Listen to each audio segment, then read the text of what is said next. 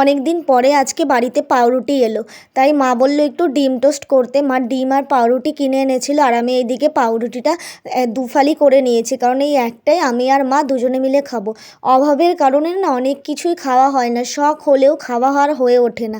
এই যে আমি পাউরুটিটা দুভাগ যে করে নিয়েছিলাম, পাউরুটিটা এবার কড়াইতে দিয়ে দিলাম সেঁকতে।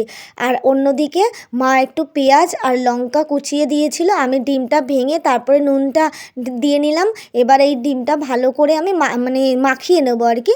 ডিমটা ভালো করে ফাটিয়ে নিলে কি হবে, তাহলে নুনটা ভালোভাবে ঢুকে যাবে আর লঙ্কার ঝালটাও এর মধ্যে ঢুকে যাবে। তারপরে আমি এই যে ভালো করে নাড়িয়ে নিচ্ছি। আর সত্যি বলতে কি, শখ হলেও সেই সব জিনিস তো খুব একটা খাওয়া হয় না, কিন্তু হঠাৎ করে পেলে না খুব আনন্দও হয়।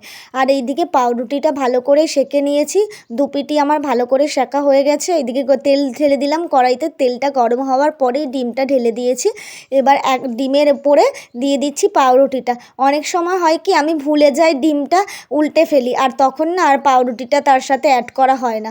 এর জন্য আজকে আগে আগে অ্যাডটা করে নিলাম, যাতে মনে যদি না থেকে থাকে সে কারণে।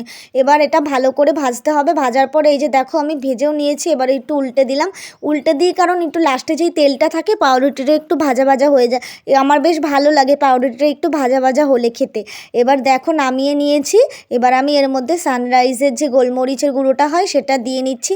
একটু শীতকালে না ঝাল ঝাল খেতে ভালো লাগে, আর আমি একটু ঝালটা খুব একটা খাই না, অ্যাভয়েডই করি, কিন্তু শীতকাল আসলে একটু ঝালটা বেশিই খাই। এই যে দেখো অর্ধেক করে নিলাম। এবার মায়ের এক টুকরো আর আমার এক টুকরো। আর এই ডিম টোস্ট না গরম গরমই খেতে ভালো লাগে, ঠান্ডা হয়ে গেলে কেন জানি না আর খেতে ইচ্ছা করে না, তার মধ্যে তো এমনিও শীতকাল। এই যে মা এইদিকে এক টুকরো খাচ্ছে আর আমি এইদিকে আরেক টুকরো খাচ্ছি। এবার দুজনে গল্প করতে করতে খেয়ে নেবো, নিয়ে তারপরে আরও অনেক কাজ আছে সেগুলো